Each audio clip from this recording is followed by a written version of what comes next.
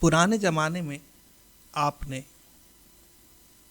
अपने गांव में दरवाजे पर लिखा देखा होगा कि विषैले सर्पों को आस्तिक मुनि की आन।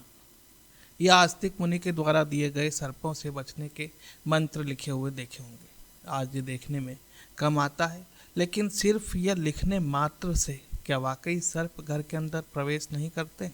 जी हाँ, यह सही है। ऋषि आस्तिक ने सर्पराज तक्षक के प्राणों की रक्षा की थी, इसलिए सर्पों ने भी उन्हें वरदान दिया था, तुम्हारे स्मरण मात्र से सर्प परेशान नहीं करेंगे। लेकिन ऐसा आपके दिमाग में यही प्रश्न आ रहा होगा। इसका उत्तर आपको महाभारत के आदि पर्व में जानने को मिलता है।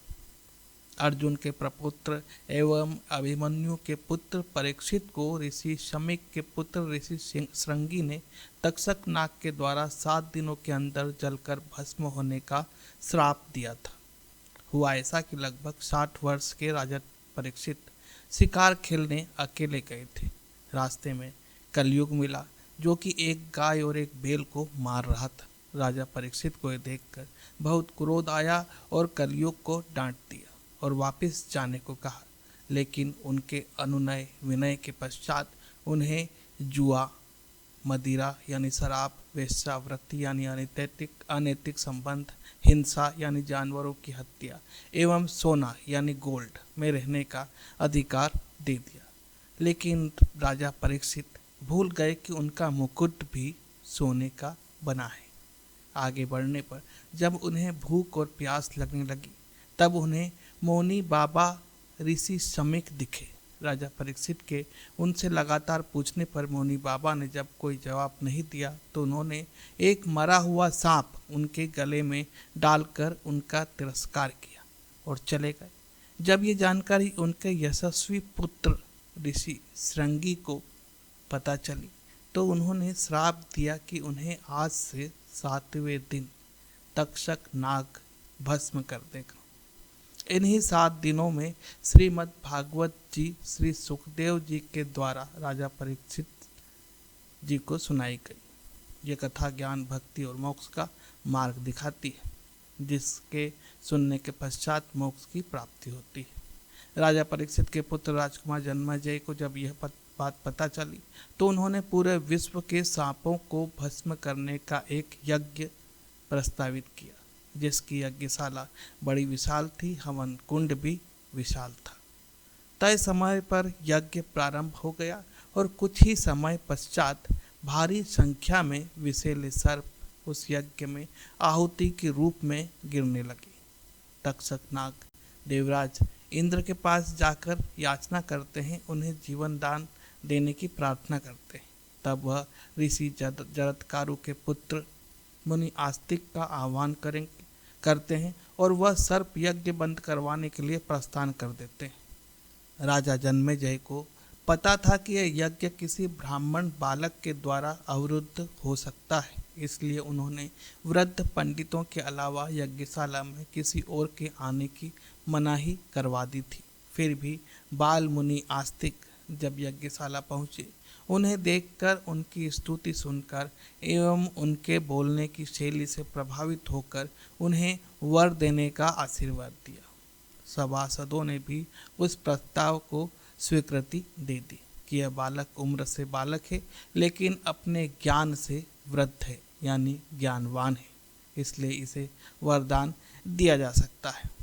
राजा जन्मेजय के वर मांगने को कहते ही ऋषि आस्तिक ने सर्प यज्ञ रुकवाने के लिए कह दिया और राजा जन्मेजय ने यज्ञ रुकवा भी दिया। उसी समय तक्षक नाग भी देवराज इंद्र के साथ उस यज्ञ में खींचे चले आ रहे थे, जो कि यज्ञ बंद होने की वजह से बच गए। इसके पश्चात वासुकी नाग ने बालमुनि आस्तिक की भूरी भूरी प्रशंसा की और उन्हें वर मांगने को कहा। तब बालमुनि आस्तिक ने कहा कि आगे बताए जा रहे उपाख्यान या श्लोक का पाठ जो करेगा या अपने घर के दरवाजों पर लिख देंगे, आप उस परिवार का अहित नहीं करोगे। वह पहला मंत्र है, यो जरत्कारुणा जातो जरत्कारो महायशा आस्तिकः सर्पसत्रेव पन्नगानं योभ्य रक्षतः तम स्मरंत महाभाग न माँ हिंसित तुम्हर। अर्थात जरत्कारु ऋषि और जरत्कारु नाग कन्या से आस्तिक नामक ऋषि उत्पन्न हुए। उन्होंने सर्प यज्ञ में तुम्हारी रक्षा की थी। मैं उनका स्मरण कर रहा हूँ, आप मुझे मत परेशान करो। दूसरा मंत्र है सर्पाप सर्प भद्रम ते गच्छ सर्प महाविश जन्मे जयस्य यज्ञान्ते आस्तिक कवचन स्मर। अर्थात हे महाविशेले सर्पराज, तुम यहाँ से प्रस्थान करो, कहीं अन्यत्र जाओ, तुम्हारा कल्याण होगा।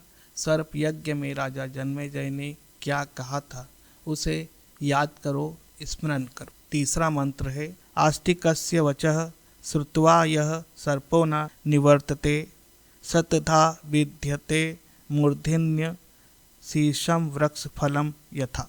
जो सर्प आस्तिक मुनि के वचन का मान नहीं रखेगा उसके शीशम के फल के समान सैकड़ों टुकड़े हो जाएंगे। इस वजह से ही पहले गांव में आस्तिक मुनि की आन देकर विषैले सर्पों को घरों से दूर रखा जाता था। मंत्रों में बड़ी शक्ति होती है और ये मंत्र आज भी काम करते हैं। अगर आपके घर के आसपास भी सर्पों का आतंक है तो यह मंत्र लिखकर अपने दरवाजे पर चिपका दीजिए या दरवाजे पर लिख दीजिए। सर्प एवं अन्य विषैले प्राणी आपको परेशान नहीं करेंगे। धन्यवाद।